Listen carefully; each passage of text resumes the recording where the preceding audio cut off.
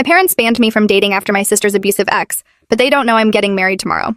My parents established exactly one rule after what happened to my sister Violet. No dating, no relationships, no romantic involvement of any kind until I turned 25, or they'd cut off all financial support and I'd be on my own. They didn't make this rule because they were controlling or religious. They made it because they'd watched Violet's boyfriend Derek systematically destroy her over 3 years, isolating her from friends, convincing her she was worthless, and finally putting her in the hospital with a fractured skull when she tried to leave. She was 22 when it started, the same age I am now. My parents couldn't protect Violet because they didn't see the signs until it was too late, so they decided to protect me by eliminating the possibility entirely. No dating meant no chance of choosing wrong. Simple math in their traumatized minds. The problem was that I'd already met Asher 6 months before they implemented the rule.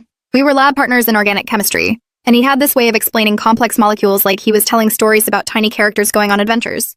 He made me laugh during the most stressful semester of my pre-med track, and somewhere between bonding over failed titrations and celebrating our first successful synthesis, I'd fallen completely in love with him. When my parents announced the new rule 3 weeks after Violet got out of the hospital, Asher and I had already been secretly dating for 2 months.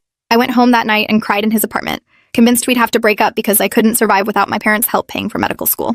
Asher held me and said we'd figure it out together, that 3 years wasn't forever, and he'd wait as long as it took.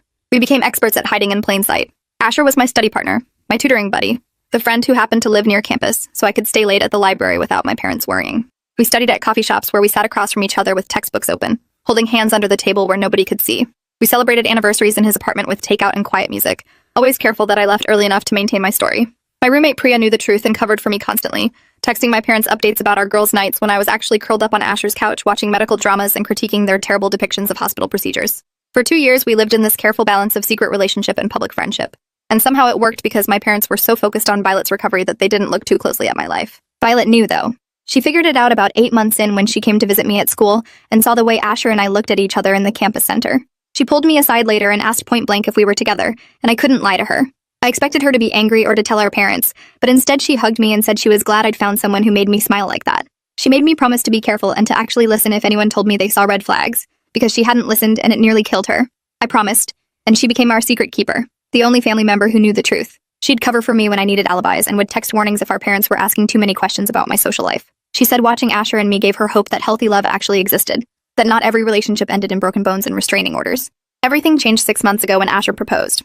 We were hiking up to this waterfall he'd been promising to show me for months, and when we reached the top, he got down on one knee with a ring he'd been saving for since our first anniversary.